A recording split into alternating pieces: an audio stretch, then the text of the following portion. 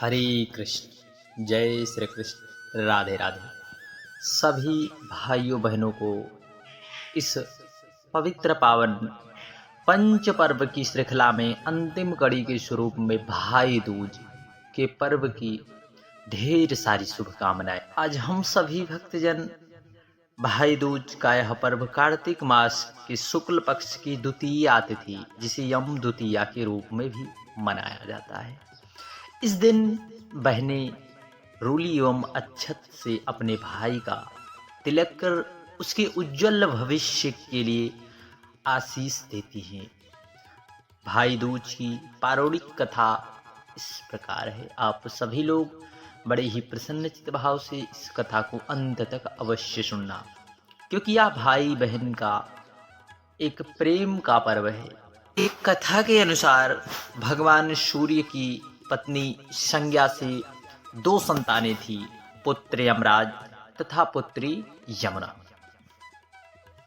संज्ञा भगवान सूर्य का तेज ना सहन कर पाने के कारण अपनी छाया मूर्ति का निर्माण कर उन्हें ही अपने पुत्री को सौंपकर वहां से चली जाती है। छाया को यम और यमुना से अत्यधिक लगाव तो था नहीं, किंतु यमुना अपने भाई यमराज से बड़ा प्रेम करती थी, बड़ा स्नेह करती थी। यमुना अपने भाई यमराज के यहाँ प्रायः जाती और उनके सुख दुख की बातें पूछा करती तथा यमुना यमराज को अपने घर पर आने के लिए आमंत्रित भी कर, परंतु किसी व्यस्तता के कारण, अत्यधिक दायित्व होने के कारण उनके घर ना जा पाते थे। एक बार कार्तिक शुक्ल द्वितीया को यमराज अपनी बहन यमुना के घर अचानक जा पहुंचे। बहन के घर जाते समय यमराज ने नरक में निवास करने वाले जीवों को मुक्त कर दिया। बहन यमुना ने अपने सहोदर भाई का बड़ा आतिथ्य सत्कार किया, विभिन्न प्रकार के पकवान बनाकर उन्हें भोजन कराया तथा भाल पर तिलक, रूली, अक्षत का लगाया। जब वे वहां से चले गए तब उन्होंने यमुना से कोई भी मनोवांछित फल मांगने का अनुरोध किया। यमुना ने उन्हें उनके आग्रह को देखकर कहा, भैया, यदि आप मुझे वर देना ही चाहते हैं तो यह वर दीजिए कि आज के दिन प्रतिवर्ष आप मेरे यहाँ आया करेंगे और मेरा आतिथ्य स्वीकार किया करेंगे। इसी प्रकार जो भाई अपने बहन के घर जाकर उसका आतिथ्य स्वीकार करे तथा इस दिन जो बहन अपने भाई को टीका करके भोजन खिलाए, उसे आपका भय कदापि भी ना रहे। इसी के साथ उन्होंने यह भी वरदान मांगा कि यदि इस दिन भाई बहन यमुना नदी में डुबकी लगावें तो यमराज जी आपके प्रकोप से। तब यमुना की यह प्रार्थना सुनकर यमराज जी ने स्वीकार कर लिया। तभी से भाई बहन का यह अटूट प्रेम का पर्व मनाया जाने लगा। भाई दूज त्योहार का मुख्य उद्देश्य भाई बहन के मध्य सद्भावना तथा एक दूसरे के प्रति निष्कपट प्रेम को प्रोत्साहित करता है। भाई दूज के दिन 5 दिनों तक चलने वाला दीपोत्सव का समापन भी हो जाता है। हरे कृष्ण, हरे कृष्ण। बढ़ते हैं अगली कथा। आगे की कथा में बहुत समय पहले की बात है। एक नगर में एक बुढ़िया माई रहती थी। उनके 7 बेटे और एक बेटी थी। बेटी की शादी हो चुकी थी, जबकि उनके बेटों की शादी होनी थी और शादी का समय नजदीक आया। और जब उनके फेरों का समय आया तो एक नाग आता और उनके बेटे को डस लेता था। बेटे की वही मृत्यु हो जाती और बहुएं विधवा हो जाया करती। इस तरह उनके 6 बेटे मर गए। 7वें की शादी होनी बाकी थी। इस तरह अपने बेटों के मर जाने से दुख से बुढ़िया माई रो रो कर अंधी हो गई थी। भाई दूज आने को हुई तो भाई ने कहा कि मैं बहन से तिलक कराने जाऊंगा। माँ ने कहा, ठीक है, उधर जा। बहन को पता चला कि उसके भाई आ रहे हैं तो वह खुशी से पागल होकर पूछने लगी कि जब बहुत प्यारा भाई घर आए तो क्या बनाना चाहिए। पड़ोसन उसकी खुशी को देखकर चल भून गई और कह दिया कि दूध से रसोई लीप घी में चावल पका। बहन ने ऐसा ही किया। उधर भाई जब बहन के घर जा रहा था तो उसे रास्ते में सांप मिला। सांप उसे डसने को हुआ। भाई बोला, तुम मुझे क्यों डस रहे हो? सांप बोला, मैं तुम्हारा काल हूं और मुझे तुमको डसना है। भाई बोला, मेरी बहन इंतजार कर रही है, मैं जब तिलक करा के वापस लौटूंगा तब मुझे डस लेना। सांप ने कहा, भला आज तक कोई अपनी मौत के लिए लौट कर आया है जो तुम आओगे? भाई ने कहा, अगर तुझे यकीन नहीं है तो तू मेरे झोले में बैठ जा, जब मैं अपनी बहन से तिलक करा लूं तब मुझे डस लेना। सांप ने कहा, ठीक है। भाई बहन के घर पहुंचा। दोनों बड़ी खुश हुई। भाई बोला, बहन जल्दी से खाना दे, बड़ी भूख लगी। बहन क्या करे, ना तो दूध की रसोई सूखे और ना ही घी में चावल पके। भाई ने पूछा, बहन इतनी देर क्यों लग रही है, तू क्या पका रही है? तब बहन ने बताया कि ऐसे किया है। भाई बोला, पगली, कहीं घी में चावल पके या दूध से कोई रसोई लीपे, गोबर से रसोई लीप, दूध में चावल पका। बहन ने ऐसा किया। खाना बनकर तैयार हो गया। सभी ने खाना खाया और भाई को जोर से नींद आने लगी। इतने में बहन के बच्चे आ गए। बोले, मामा मामा हमारे लिए क्या लाए हो? भाई बोला, मैं तो कुछ भी नहीं लाया। बच्चों ने वह झोला ले लिया जिसमें सांप था।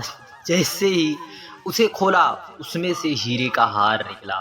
बहन ने कहा, भैया तुमने बताया नहीं कि मेरे लिए इतना सुंदर हार लाए हो। भाई बोला, बहना तुझे पसंद है तो ले लूं, मुझे हार का क्या करना।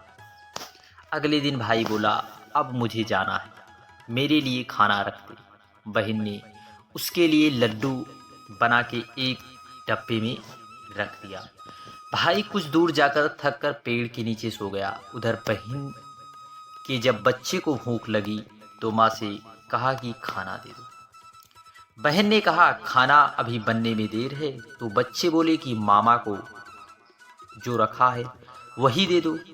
तो वह बोली कि लड्डू बनाने के लिए बाजरा पीसा था वही बचा है, चक्की में जाकर खा लो। बच्चों ने देखा कि सांप चक्की में तो सांप की हड्डियां पड़ी। यही बात माँ को आकर बताई तो बावड़ी सी होकर भाई के पीछे भागी। रास्ते भर लोगों से पूछती कि किसी ने मेरा गैल मटोई देखा, किसी ने मेरा बावड़ा सा भाई देखा। तब एक ने बताया कि कोई लेटा तो है पेड़ के नीचे, देख ले वही तो नहीं। भागी भागी पेड़ के नीचे पहुंची, अपने भाई को नींद से उठाया। भैया भैया कहीं तूने मेरे लड्डू तो नहीं खाए? भाई बोला, ए ले तेरे लड्डू नहीं खाए, ले दे, लड्डू ही तो दिए थे। उसके भी पीछे पीछे आ गई। बहन बोली, नहीं भाई तू झूठ बोल रहा है, जरूर तूने खाया है, अब तो मैं तेरे साथ चलूं। भाई बोला, तू ना मान रही तो चल फिर। चलते चलते बहन को प्यास लगी। वह भाई को कहती, मुझे पानी पीना है। भाई बोला, अब मैं यहाँ तेरे लिए पानी कहाँ से लाऊं? देख दूर कहीं चील उड़ रही है, चली जा, वहां शायद तुझे पानी मिल जाए। तब बहन वहां गई और पानी पीकर लौट आई तो रास्ते में देखती है एक जगह जमीन में सिलाई गड़ी और एक बिना गाड़ी रखी हुई थी। उसने एक बुढ़िया से पूछा कि ये सिलाई कैसी है। उस बुढ़िया ने बताया कि उसके 7 बेटे थे, 6 बेटों तो शादी के मंडप से ही मर चुके हैं। तो उनके नाम की ये शिलाएं जमीन में गड़ी हैं। अभी 7वें बेटे की शादी होना बाकी है। अब उसकी शादी होगी तो वह भी मंडप से मर जाएगा, तब यह 7वीं शिला भी जमीन में गड़ जाएगी। यह सुनकर बहन समझ गई ये शिलाएं किसी और की नहीं बल्कि मेरे ही भाइयों की है। उसने उस बुढ़िया से अपने 7वें भाई को बचाने का उपाय पूछा। बुढ़िया ने उसे बतला दिया कि वह अपने 7वें भाई को कैसे बचा सकती है। सब जानकर वहां से अपने बाल खुले कर कि पागलों की तरह अपने भाई को गाली देती हुई चली। भाई के पास आकर बोली, तू तो जलेगा, फूटेगा, मरेगा। भाई उसके व्यवहार को देखकर चौंक गया, पर उसे कुछ समझ नहीं आया। इसी तरह दोनों भाई बहन माँ के घर पहुंचे। थोड़ी समय बाद भाई के लिए सगाई आने लगी। तभी शादी तय हो गई। जब भाई को सेहरा पहनाने लगी तो वह बोली, इसको क्या सेहरा पहनाऊं? सेहरा तो मैं पहनूंगी, ये तो जलेगा, मरेगा। सब लोगों ने परेशान होकर सेहरा बहन को दे दिया। बहन ने देखा उनमें कलगी की जगह सांप का बच्चा था। बहन ने उसे निकाल के फेंक दिया। अब जब भाई घोड़ी चढ़ने लगा तो बहन फिर बोली, एक घोड़ी क्या चढ़ेगा, घोड़ी पर तो मैं बैठूंगी। तू जलेगा, मरेगा, इसकी लाश को चेल कौवे खाएंगे। सब लोग परेशान हो सब के सब उसे घोड़ी पर भी चढ़ने दिया। अब जब बारात चलने लगी तो बहन बोली, एक क्यों दरवाजे से निकलेगा, ये तो पीछे के रास्ते से जाएगा, दरवाजे से तो मैं निकलूंगी। जब वह दरवाजे के नीचे से जा रही थी, दरवाजा अचानक गिरने लगा। बहन ने एक ईंट उठाकर अपनी चुनरी में रख ली। दरवाजा वहीं रुक गया। सब लोगों को बड़ा अचंभा हुआ। रास्ते में एक जगह बारात रुकी तो भाई को पीपल के पेड़ के नीचे खड़ा कर दिया। बहन कहने लगी, ये क्या छाव में खड़ा होगा, ये तो धूप में ही खड़ा हो, छाव में तो मैं खड़ी होती हूँ। जैसे ही वह पेड़ के नीचे खड़ी हुई, पेड़ गिरने लगा। बहन ने एक पत्ता तोड़कर अपनी चुनरी में रख लिया। पेड़ वैसे ही रुक गया। अब तो सबको विश्वास हो गया कि पावली कोई जादू टोना सीख कर आई है जो बार बार अपने भाई की रक्षा कर रही है। ऐसे करते करते फेरों का समय आ गया। जब दुल्हन आई तो उसने दुल्हन के कान में कहा, अब तक तो मैंने तेरे पति को बचा लिया है, अब तू ही अपने पति को और साथ अपने मरे हुए जेठों को बचा सकती है। फेरों के समय एक नाग आया। वो जैसे ही दूल्हे को डसने लगा, दुल्हन ने उसे एक लोटे में भर के ऊपर से प्लेट से बंद कर दिया। थोड़ी देर बाद नागिन लहर लहर कर आई। दुल्हन से बोली, तू मेरे पति छोड़। तब दुल्हन बोली, पहले तू मेरे पति छोड़। नागिन ने कहा, ठीक है, मैंने तेरा पति छोड़ा। ऐसे नहीं, दुल्हन बोली, पहले 3 बार बोल। नागिन 3 बार बोली, अब मेरे पति को छोड़। दुल्हन बोली, एक मेरे पति से क्या होगा, हंसने बोलने के लिए जेठ भी तो चाहिए, एक जेठ भी छोड़। नागिन ने जेठ के प्राण दिए। फिर दुल्हन ने कहा, एक जेठ से लड़ाई होगी और तो एक और जेठ वो विदेश चला गया तो तीसरा जेठ भी छोड़।